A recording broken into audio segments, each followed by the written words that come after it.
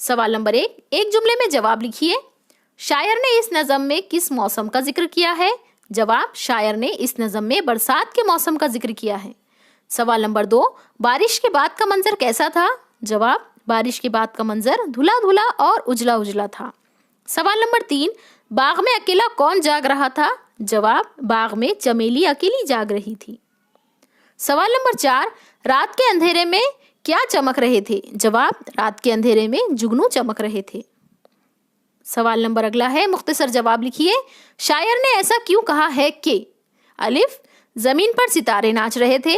जवाब, जमीन पर बेशुमार जुगनू उड़ते फिर रहे थे। उनकी चमक और दमक देखकर यूं लगता था या यूं गुमा होता था जैसे वो जुगनू ना हो बल्कि सितारे हों। इसलिए शायर ने कहा है कि जमीन पर सितारे नाच रहे थे। परियों की बारात जा रही थी। जवाब, रात के वक्त जब कोई बारात गुजरती नजर आती है तो उसके साथ बेशुमार शोले, मशालें और गैस बत्तियां वगैरह होती हैं, जिनकी बदौलत आसपास का माहौल भी रोशनी में नहाया नजर आता है।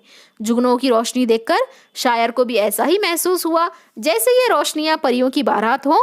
ये महज एक शायराना तसव्वुर है।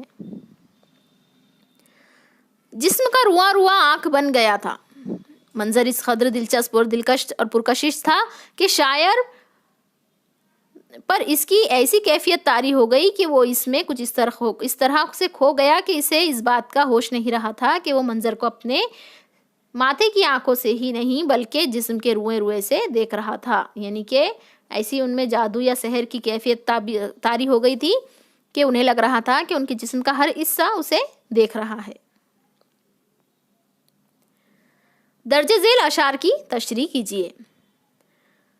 होने लगी जुगनुओं की बारिश, फितरत के जमाल की तराविश। तशरीह देखते हैं इसकी। शायर कहता है कि बारिश की रात में इस कदर जुगनू फिजा में उड़ते दिखाई दे रहे थे कि महसूस होता था जैसे जुगनुओं की बारिश हो रही हो या फितरत ने अपने हुस्न जमाल का छिड़काव कर दिया हो या फितरत अपने हुस्न जमाल का छिड़काव कर रही हो। अगला है शेर। जुगनू इस तरह उड़ रहे थे, हीरों में पर लगे हुए थे। तशरीह, फिजा में उड़ते हुए जुगनुओं की चमक दमक देखकर शायर को ऐसा महसूस हो रहा था जैसे ये जुगनू ना हो बल्कि हीरे हों जिनमें पर लगे हुए हों और वो हीरे इन परों की मदद से उड़ रहे हों।